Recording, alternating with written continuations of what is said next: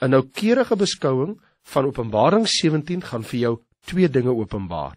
Ons sien die visioen, vers 1 tot 6, en dan van vers 7 af, het ons die uitleg. So ons het nou verlede week hoofsaaklik gekyk na die gesig van dit wat hy gesien het, die visioen. Nou, kom ons gaan kyk na die uitleg, hier van vers 7 af, van Openbaring 17. Toe sê die engel vir my, waarom het jy jou verwonder? Ek sal jou die verborgenheid van die vrou vertel, en van die dier met die 7 koppe, en die 10 horings wat haar dra.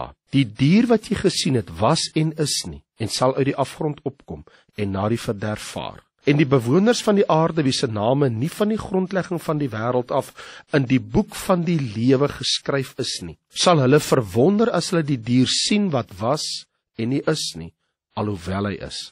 Hier kom die verstand wat wysheid het te pas. Die 7 koppe is 7 berge waar die vrou op sit. En hulle is 7 konings, 5 het geval en 1 is. Die ander een het nog nie gekom nie. En wanneer hy kom, moet hy 'n kort tydjie bly. En die dier wat was en nie is nie, is self ook die 8ste. En hy behoort by die 7 en gaan na die verderf. En die 10 horings wat jy gesien het, is 10 konings, wat nog geen koningskap ontvang het nie, maar hulle ontvang mag soos konings 1 uur lank saam met die dier. Hulle het een gesindheid en sal hulle krag en mag oorgee aan die dier.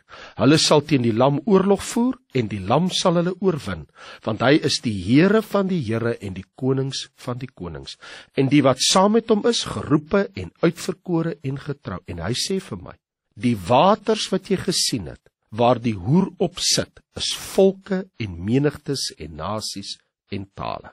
En die 10 horings wat jy op die dier gesien het, hulle sal die hoer haat en haar verlate maak en naak, en haar vlees eet en haar met vuur verbrand. Want God het dit in hulle harte gegee om sy bedoeling uit te voer en een bedoeling uit te voer, en hulle heerskappy aan die dier te gee, totdat die woord van God volbring is. En die vrou wat jy gesien het, is die groot stad wat heerskappy voer oor die konings van die aarde. Nou, die probleem wat ons gaan hê met die uitleg van Openbaring 17, is nie met vers 7 nie, want wanneer die engel vir hom vra, ek sal jou die verborgenheid van die vrou vertel, want jy verwonder jou, die dier met die 7 kop en die 10 horings wat haar dra. Ons kan baie gou sien as ons verder lees in Openbaring 17 wat dit beteken. Maar die probleem wat 'n mens mee gaan worstel is vers 8. Die dier wat jy gesien het wat was en nie is nie, sal uit die afgrond opkom, na die verderf vaar, en die bewoners van die aarde, wie se name nie van die grondlegging van die wêreld af, in die boek van die lewe, en so gaan die vers aan. Die probleem is die woordjie dier. En ek het verlede week reg aan die einde van die opname, het ek vir u verduidelik, het ek vir u dit baie mooi uitgelê, dat ons moet 'n gedagte hou, dat Openbaring, die boek Openbaring, die dier in die boek Openbaring, kan enige iets van 4 verskillende dinge simboliseer, afhangend van die konteks waarbinne dit is. In ander woorde, ek sal die waarheid van wat die dier beteken alleenlik begryp, die betekenis van die teken dier, as ek die konteks in ag neem. En daar is 4 verskillende beelde of simboliek van die diere in die boek Openbaring. Die een het te doen met die Antichrist homself. In Openbaring 13, waar ons aan die einde gekom het van Openbaring 12, die heel laaste vers, en ek het op die sand van die see gaan staan, en dan sê vers 1, en ek het 'n dier uit die see sien opkom. En dan lees ons die mense het in vers 4 die draak aanbid wat die dier mag gegee het, en die dier aanbid. In vers 5, en 'n mond is aan hom gegee, wat groot woorde en godslasteringe uitspreek, en aan hom is mag gegee om dit 42 maande lank te doen. Wie is hierdie dier? Want in Openbaring 16 lees ons nog steeds van hierdie dier, vers 13, en ek het uit die bek van die draak en die bek van die dier. Wie is hierdie dier? Hierdie dier is niemand anders as die Antichrist. Maar, daar's nog 'n dier. In vers 11 van Openbaring 13, en uit die aarde het ek 'n ander dier sien opkom. Hy kry 'n naam, want Openbaring 16 is sy naam, en ek het uit die bek van die draak, en uit die mond van die valse profeet. So hy is die valse profeet. So die dier uit die see, het sien ons hierso het te doen met die Antichrist, en ons het die dier uit die aarde, die valse profeet. Maar dan as hy na die see verwys, kan dit ook 'n koninkryk beteken. Want in Openbaring 17 vers 11, lees ons, en die dier wat was en nie is nie, en self ook die 8ste is, en hy behoort by die 7 gaan na die verderf. Hier is 'n verwysing na 'n koninkryk, na die 7 voorafgaande koninkryk.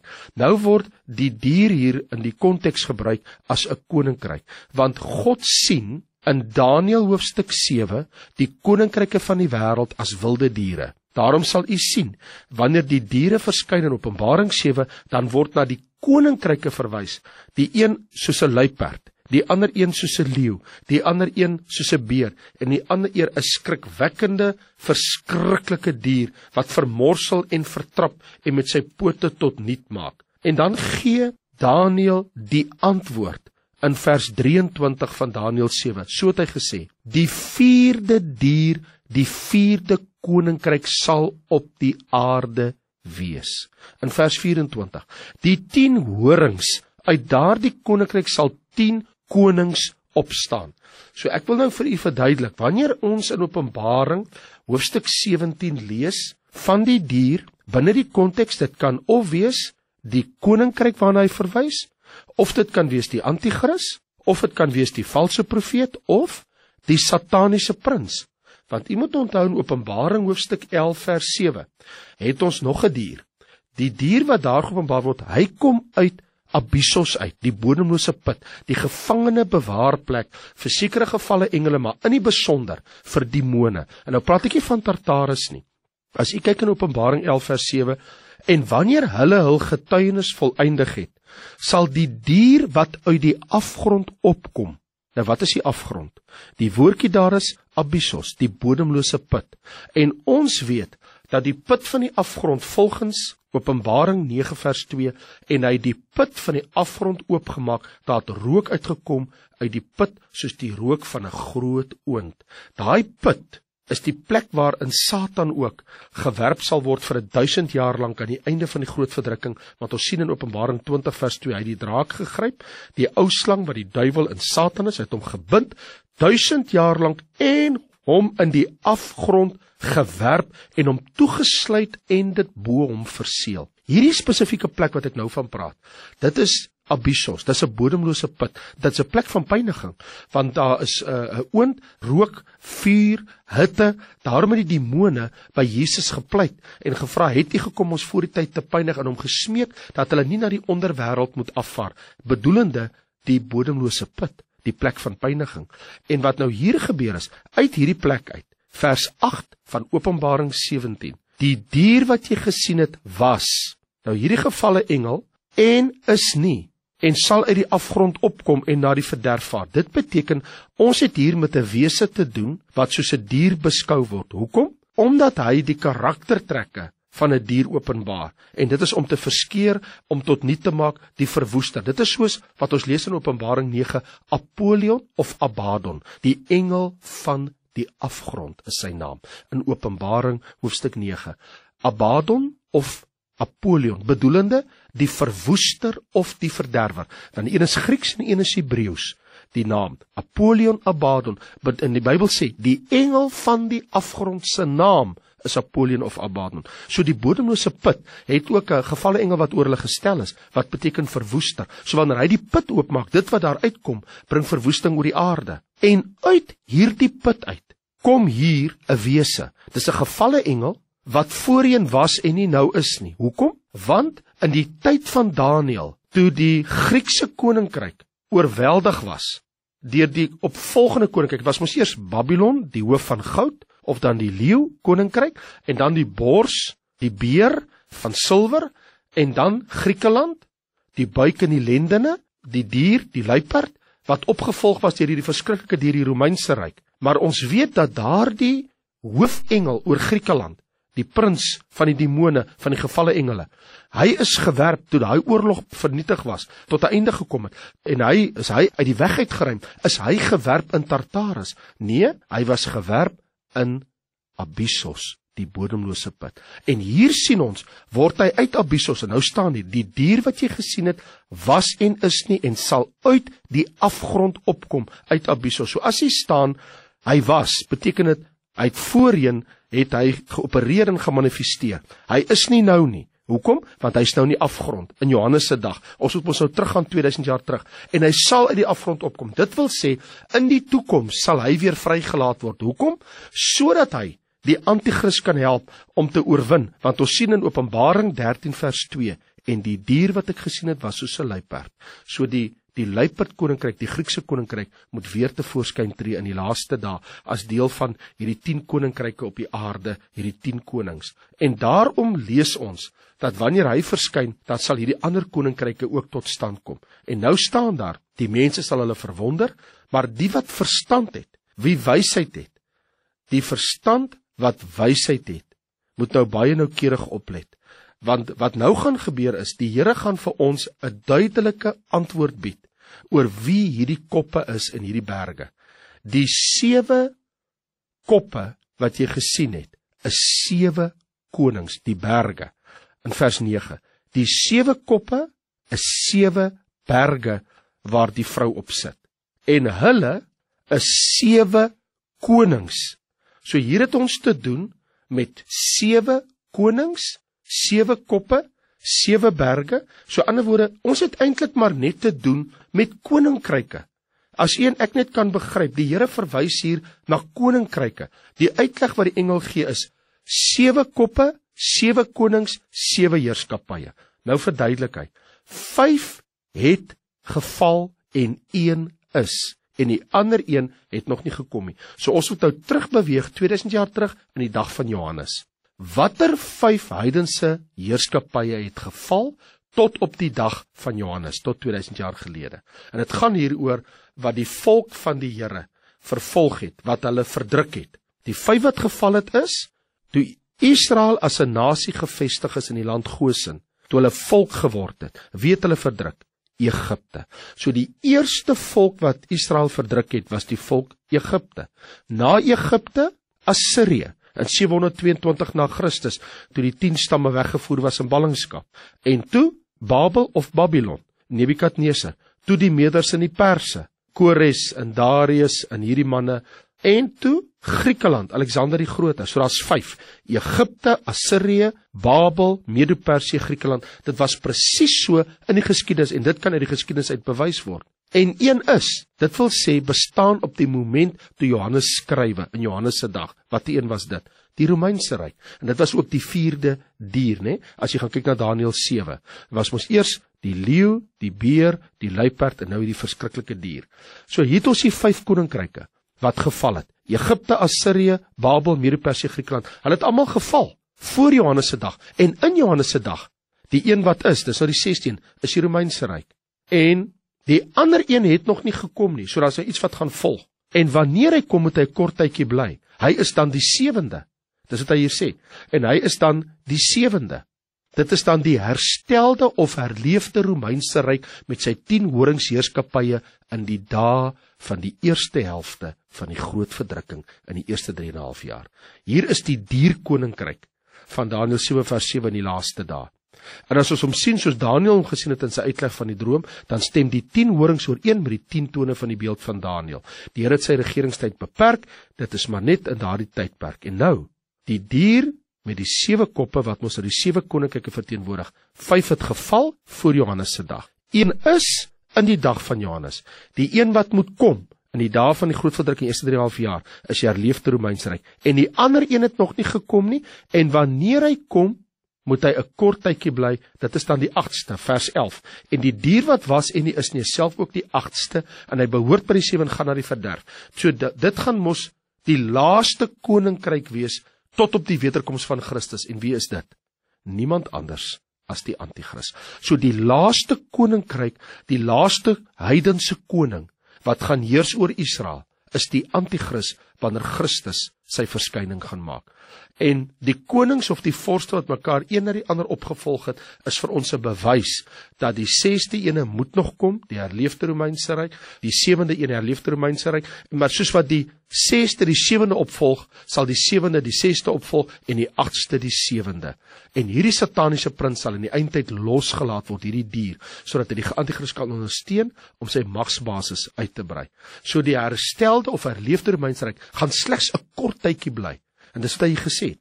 En wanneer hy kom, moet hy 'n kort tydjie bly. Dis net 'n kort tyd. En nou ons kan ons nou al klaar weet dat die eerste helfte van die groot verdrukking is net 3,5 jaar. So dis 'n kort tydjie. En dan daarna kom die vers 11 en die dier wat was is self ook die 8ste. So onder die heerskappy van die anti-kris sal die anti-kris self die 8ste koninkryk vorm. En dit is so want die profeseë van die Bybel sal in die dae van die groot verdrukking in hulle finaliteit vervul word wat betref die eskatologiese leer, die eindtyd leer. So dit is wanneer die 8ste koninkryk, die anti-kris in sy heerskappy Israel sal vervolg en met 'n oorlog sal maak en daar sal probeer uitwis van die aarde wat hierdie laaste koninkryk sal staan. En dan lees ons in vers 12. En die 10 horings wat jy gesien het, is 10 konings wat nog geen koningskap ontvang het, maar ontvang mag soos konings 1 uur lank saam met die dier. Hierdie 10 horings is die anti-kris se bondgenote. En dit moet insluit Noord-Afrika, die Midde-Ooste, Oos- en Wes-Europa. Onthou, ons moet nou geografies, moet ons die Romeinse ryk in sy 10voudige verdeeldheid as die 10 tone van die beeld van Daniël sien herleef in die laaste dae. Dit sal net vir 'n kort tydjie wees. Maar hierdie 10 konings regeer nie nou nie, want dit is in verskillende koninkryke opgebreek. Maar hulle het nog geen koningskap ontvang nie. Hoekom nie? Want die tyd is nog nie daar nie. Dit is eers toekomstig, dit sal eers in die eindtyd wees. Dis 2000 jaar gelede gesê vir Johannes. Ons weet dat van 1989 af het daar geweldige dinge in ons wêreld gebeur. Toe die Oosbloklande van Rusland geskei is sonder dat daar skoot geskiet is. Toe is die pad oopgemaak vir baie van die dinge, want baie van hierdie lande het hulle onafhanklikheid verkry van die Sowjetunie. En as sodanig kan hulle mos nou hulle eie samewerkingsooreenkomste met die anti-kris sluit wanneer hy verskyn. Die Balkanrepublieke en al hierdie lande. Ons sien ook dat hulle in die laaste dae beslis met die anti-kris dit gaan doen. Nou hierdie lande is gereed om hulle regmatige plek in te neem.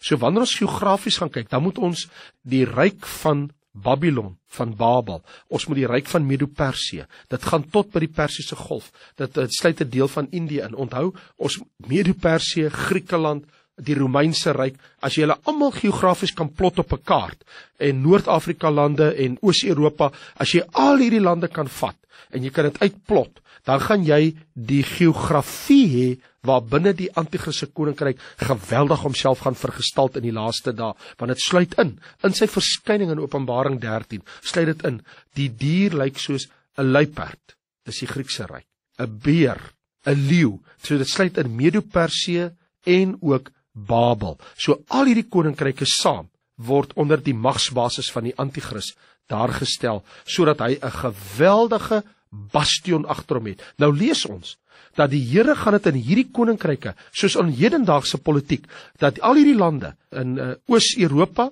die Midde-Ooste, selfs 'n bietjie verder, ons dink aan Afghanistan, Pakistan, selfs na Indië se kant toe, en die Persiese Golf, Saudi-Arabië, Noord-Afrika lande, reg om tot by Marokko, Spanje, Engeland, terug Duitsland toe, al hierdie lande, gaan ons lees, hulle het een gesindheid en sal hulle krag en mag oorgee aan die dier. Want vers 12 sê, dis 10 konings wat nog nie koningskap ontvang het. Maar die Here sal dit in hulle harte gee. Hulle het een gesindheid en hulle sal hulle mag oorgee. En met hulle gaan Jesus Christus in 'n oorlog tree met die dag van sy wederkoms. Want ons lees in vers 14. Hulle sal teen die lam oorlog voer, en die lam sal hulle oorwin, want hy is die Here van die Here en die konings van die konings. So hier kan ons sien, wanneer hierdie koninkryke gevestig is, wanneer hulle almal hulle mag aan die anti-kris gegee het in die laaste dae, kom die lam. Hulle sal teen die lam. So antwoorde, hulle is op die aarde die oomblik as Jesus Christus verskyn. So dit beteken, dit kan nie nou, want die wegraping, dit moet nou eers plaasvind op God se profetiese kalender. Dan het ons die 7 jaar groot verdrukking. En dan gaan hierdie koninkryke ons almal vergestalt en hulle mag later aan die anti-kris gee. So dan gaan een groot magspolitieke, militêre magsblok wees en ekonomiese mag. En nou lees ons in vers 16, maar die 10 horings wat jy op die dier gesien het, hulle sal die hoer haat en haar verlate maak. So hierdie koninkryk in die laaste dae wil nie meer hierdie valse godsdienste hê nie. So die huwelik tussen die politiek en die godsdienst, die staat en godsdienst, dit gaan tot niet gaan. En hulle sal hulle heerskappy aan die dier gee, die anti-kris homself, totdat die woord van God volbring is, alle profeseë vervul is. Daarom gaan hulle haar haat en haar verlate maak. Hoekom? Want hulle wil hulle mag gee aan die anti-kris. Daarom lees in vers 15, en hy sê vir my, die waters wat jy gesien het, waar die hoer op sit, is volke en menigtes en nasies en tale. So jy kan duidelik sien, dat in Bybelprofesie word hier verwys, na al hierdie lande, met 'n samewerkingsooreenkomste, die volke, die nasies, die tale, binne die konteks van hierdie geografiese area, Europa, die Midde-Ooste en Noord-Afrika lande, 'n bietjie na die verre ooste se kant toe uitreik. Al hierdie lande gaan saamwerk. In vers 17, God het dit in hulle harte gegee om sy bedoeling uit te voer en een bedoeling uit te voer en hulle heerskappy in die dier te gee. Dit gaan deur 'n goddelike ingryping gebeur, dat hierdie lande gaan almal begin saamwerk. Ons sal vandag sê, maar dit is onmoontlik. Jy het jou euro, jy het die dollar, jy het verskillende geldeenhede. Waarom sal hierdie mense samewerkingsooreenkomste sluit? Maar hier staan in vers 17, God gaan dit op 'n oomblik in die mensdom se geskiedenis, en dit is nog toekomstig nou, in die nabye toekoms, gaan God dit in hulle harte gee om sy bedoeling uit te voer. Hulle weet nie eers hulle volbring die wil van God. En die vrou wat jy gesien het, is die groot stad, wat heerskappy voer oor die konings van die aarde. Hier kan jy baie duidelik sien, die feit dat hy sê, en hy noem in vers 5, kan ons sien die naam van die groot stad, van Openbaring 17.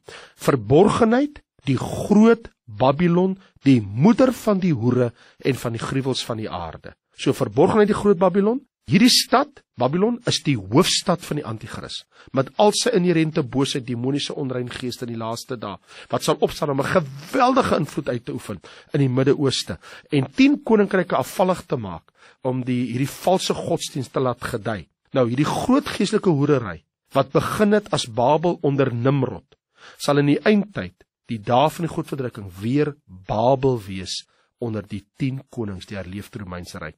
En tegelykertyd verrys die ou Babel, die ou stad, as 'n groot wêreld